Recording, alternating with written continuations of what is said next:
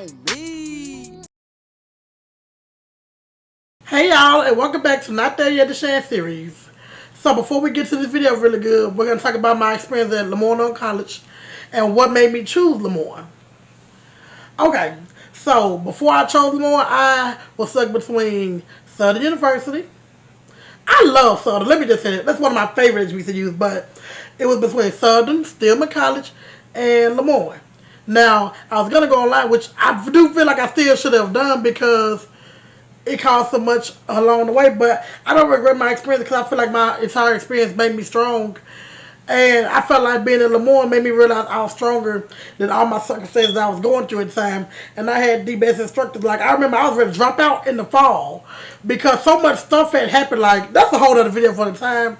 But so much had transpired. I was telling her I was ready to drop out. She was just like, no.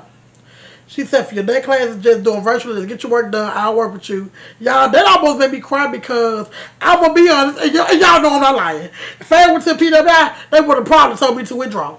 Unless I just looked up and ran up on a good teacher. I feel like going to HBCU with my people, I feel like they can relate to my struggles as being a black woman trying to navigate the real world. I was working 2 full-time jobs while I was going to Lemoyne. I have no idea how I put up those grades, baby. That wasn't nobody but the Lord. Because I spent a lot of time crying because I was just like, I knew I should wait to January. Like, blase, blase, and all that.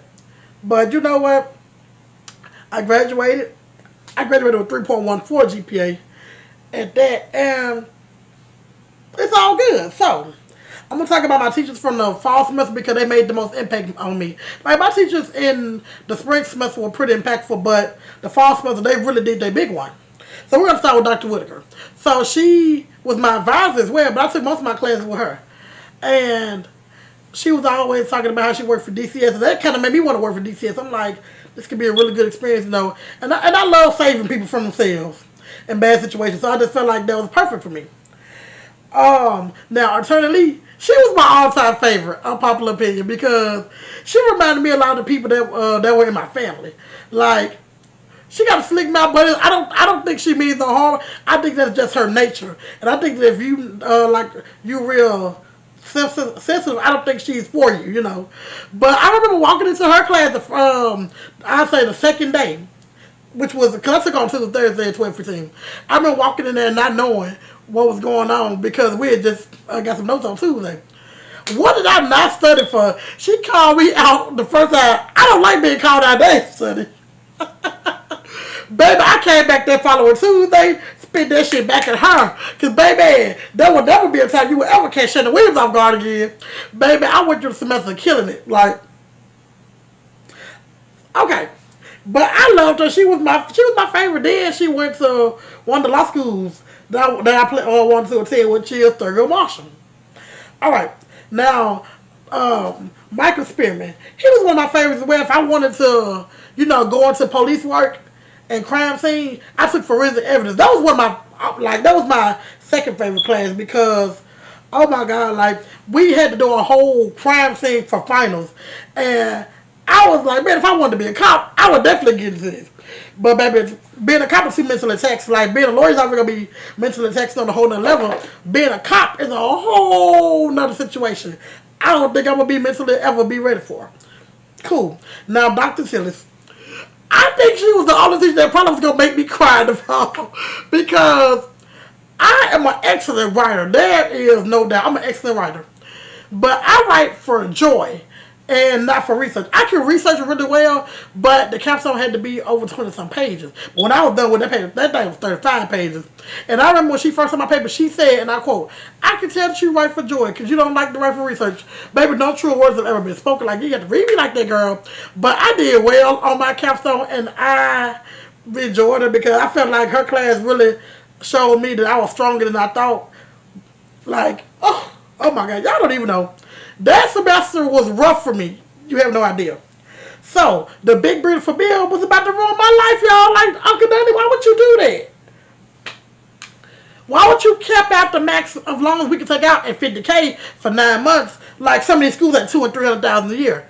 And then you would think that, oh, get a scholarship, that will help. I thought getting a scholarship would help. It's not going to help because if you get a scholarship, it's probably going to reduce how much you can take out. So I'm like, Why don't you do that? Why don't you want us to get ahead, but to keep in mind, he want to keep the rich rich and the poor poor.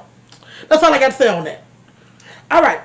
So, my law school list, as I told you I was going to bring back with us for this episode, is North Carolina Central University, FAMU, UDC, which is University of District of Columbia, David A. Clark School of Law, and Southern University Law Center. I picked those schools because I may have to go part-time. Because given the circumstances, I don't feel like I'm going to be able to go to law school and not worry. And I don't want to worry about my bills. And I'm in probably the hardest stage of my life as far as my education is concerned. Because undergrad was a breeze. Oh, and I'm also in grad school at Tennessee State for my MBA. So I don't even know how that's going to go. I already heard that might be a little difficult. But I'm prepared for whatever. And that's fine. I like a challenge. So, my opinions on the LSAT and my score. The LSAT needs to be taken away. It is so stupid. Because you got to be studying for a test that ain't going to even matter when I get in law school. Now, I'm going to be able to tell y'all my score is.